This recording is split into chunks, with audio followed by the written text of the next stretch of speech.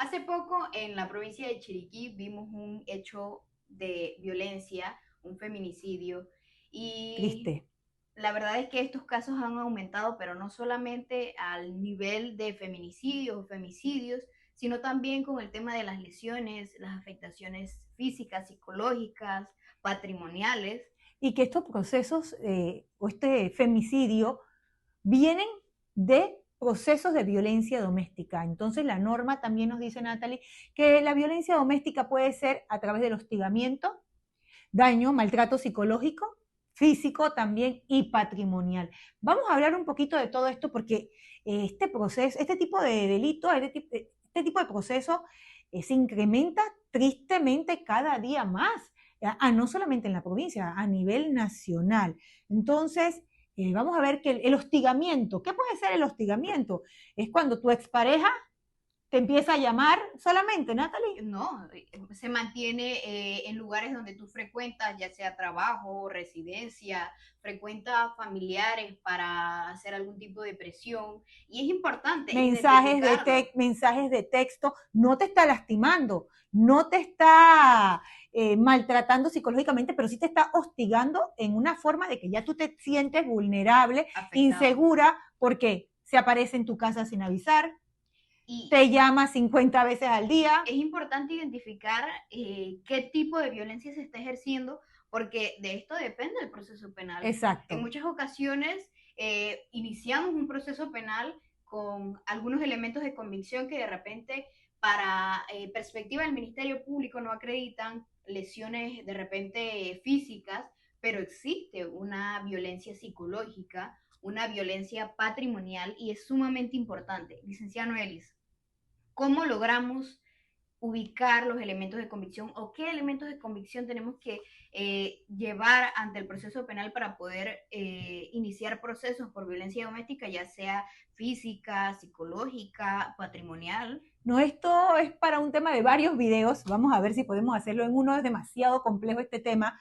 Pero, por ejemplo, vamos a hablar entonces del proceso de el maltrato psicológico. ¿Te parece que empecemos por allí? Vamos. La prueba idónea es siempre ir a UPAVIT, que donde es la unidad de atención a víctimas del Ministerio Público, y el psicólogo o psiquiatra forense.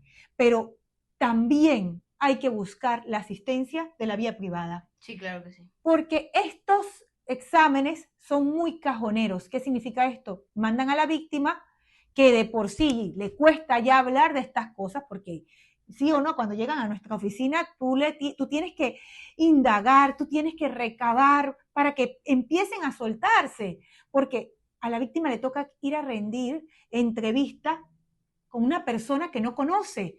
Y a veces estas afectaciones son muy íntimas. Entonces, a veces quiere el Ministerio Público que en una sesión ya digan que hay maltrato psicológico. A veces los abogados también estamos empezando una relación con estos clientes y muchas veces los clientes no nos dicen las cosas a la primera cita. Sí. Van avanzando, ¿no? Pero es que sabe que yo hace 3 años intenté suicidarme producto del maltrato, o sabe que también tengo fotografías de hace tantos años, pero eso no me lo dijiste. Y si bien es cierto, hay un periodo de prescripción, todas estas cosas se pueden traer y aportar a la carpeta cuando estamos hablando de maltrato psicológico. Pero hablemos entonces también de las lesiones. ¿Qué sucede cuando, porque el maltrato psicológico es uno? ¿Qué te parece si hablamos ahora del maltrato físico? Sí, y es algo que deja evidencia, pero lo cierto es que no solamente el decir me pegó, me Exacto. violentó, es necesario tener los elementos de convicción al día. Si tuviste un incidente de violencia doméstica, no es que puedes decir, no, hace 5 años me violentó físicamente, No, no. Necesitamos que lastimosamente, ¿no? al momento en que pasan estos incidentes, es importante acceder a las autoridades competentes y Uh-huh. ubicar abogados que puedan velar por tus derechos, porque al final, si bien es cierto, el Ministerio Público tiene esta labor investigativa, en muchas Se ocasiones te da las herramientas, ese es tu derecho, te lastimaron, te golpearon, ve a presentar la denuncia.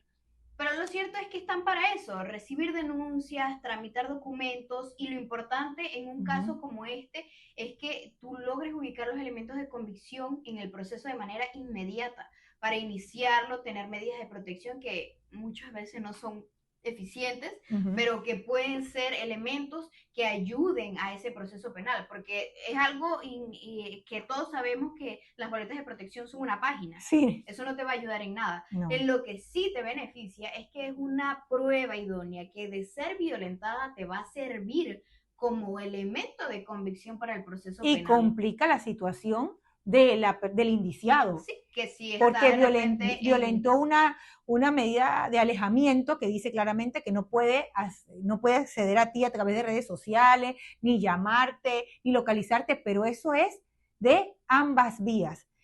Hablemos un poquito más, hablemos entonces también, porque a veces han llegado clientes que reúnen todo el perfil que sale en el Código Penal descrito en el artículo de violencia doméstica, también la patrimonial. No solamente sufren de maltrato físico, psicológico, también está la patrimonial.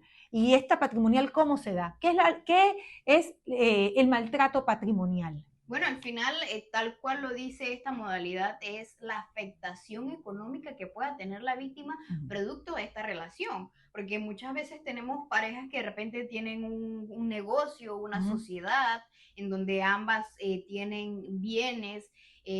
La afectación directa por la relación como tal se constituye como una violencia económica. De igual manera, el tema de las limitaciones que se pueden dar a raíz de eso. Y las tres modalidades están conectadas en el sentido de que puede que una sí, otra no, o puede ser que las tres modalidades están siendo ejercidas. Exacto, y concurran la persona que hace esto concurre en un delito. Entonces, cuando esta situación se da y llega la víctima a poner la denuncia, enseguida el Ministerio Público envía a la unidad de víctimas para que se designen los tratamientos. Pero lo cierto es que también el sistema está un poquito congestionado y hay que meterle a veces ayuda con la vía privada, con los psicólogos privados.